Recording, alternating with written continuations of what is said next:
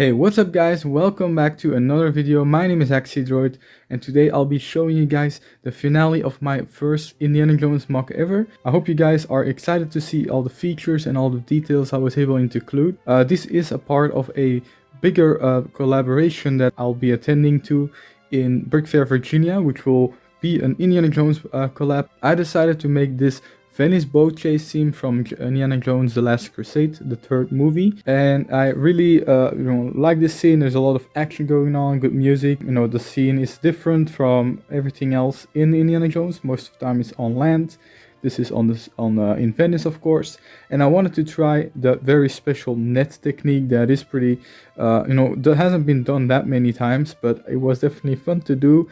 It is definitely a lot different than just styling it up, because there's just so much that goes under it as well, just to make it structure nice and sturdy. So I guess we'll just start with the left side to the right side. So here we have one part of the dock, and I decided to add some details with some underground stuff and how it works. I mean some people said it to me that that's not how Venice works, but that's not really my concern to have that accuracy.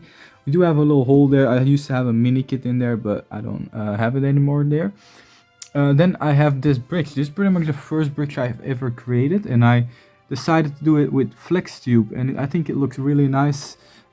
Once again, people said that the boat doesn't fit in there. I mean, no, that's not really anything that I'm very concerned about. Like, you get those wooden boats, those can fit under there. And I made a bunch of civilians just on the groundwork, on the ground level of Venice. And you recognize these blue poles. These are very recognizable to Venice. And I'm very happy that I was able to include those. They really do look a lot like the ones in real life. Once you go over the bridge, you have this little dinner site. This is actually where the manhole where Indy and Elsa escape from the underground dungeon to then go into the boats and escape these guys. So I made a very cool chair technique I wanted to show you guys. So it uses these horn pieces for the underside as the legs of the chair, and then these wands from Harry Potter as the back of the chair. And I do think it looks nice. Sometimes chairs in Lego can be very big. We also have this cool tablecloth design that I made myself, with also these horns on the other side again. And I do think it looks very nice. You just have a bunch of civilians, and in the movie, they're obviously shocked when they come out of the manhole, and they're just all looking at what is happening here. Here we have some satchels. Here we have a little area to go down to the level of the water.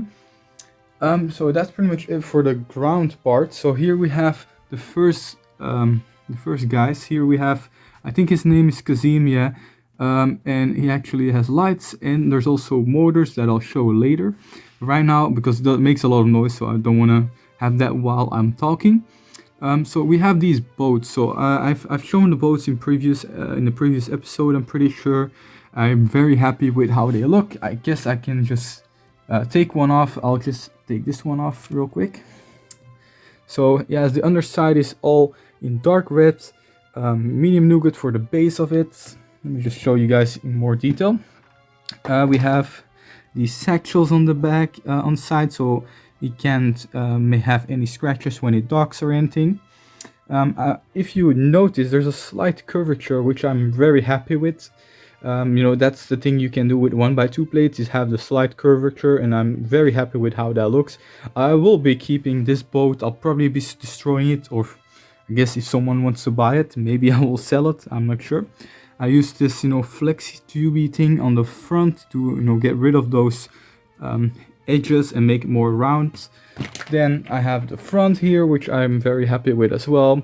So the boats are very nice. I'm very happy with those. While I took the boat off, you might see, this little thing there, which uses camshafts, the Technic camshafts, which make the boat move up and down, which I will show you guys in a bit. But I want to show the first details first before I put the motors on and make a lot of noise. So they just slide in this little technique rod thing, just to have a point where it, it's stuck and it can slide off.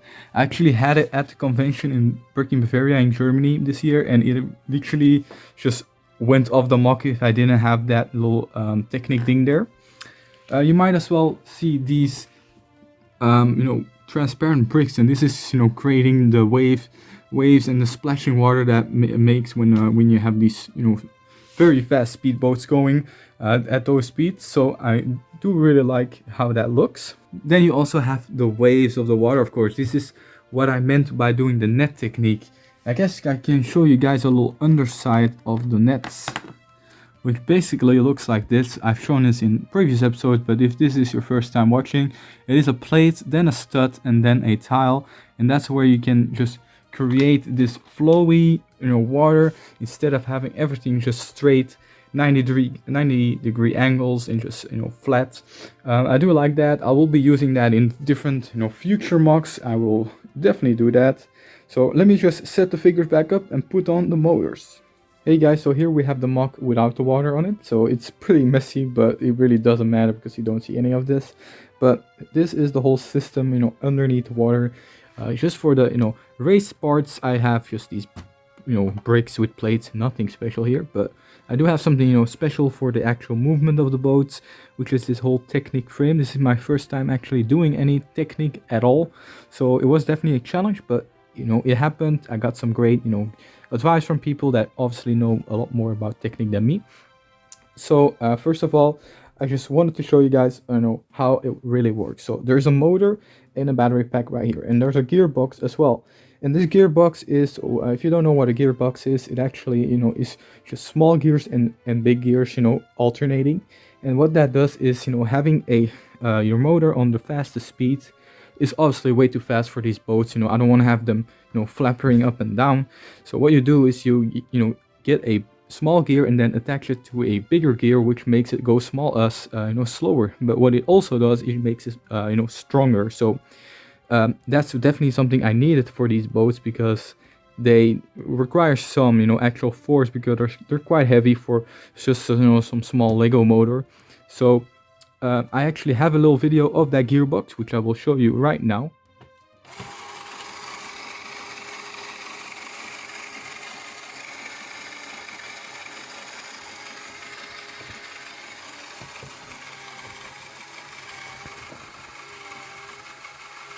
Okay, so as you guys could have saw in that video, is there's I think 2 sets of gears which make a lot of noise. So what I actually had to do is cover it all up with bricks and plates. That's why I can't really show it right now, because it's just all covered up to make the noise at as quiet as possible. Same for the motor, it's just covered with bricks, which is I guess it's some way of like isolating it in a way.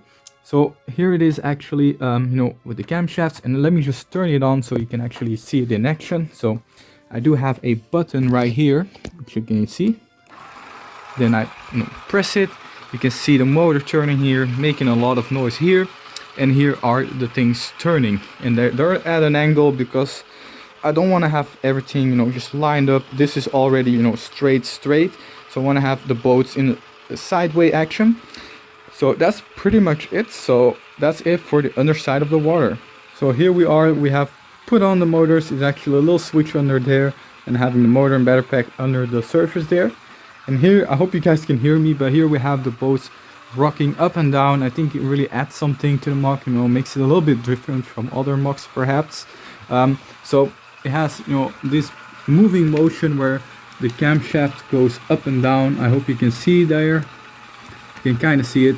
It actually works very well with one motor. If you use a gearbox, it has a lot more strength, but it makes more noise, unfortunately.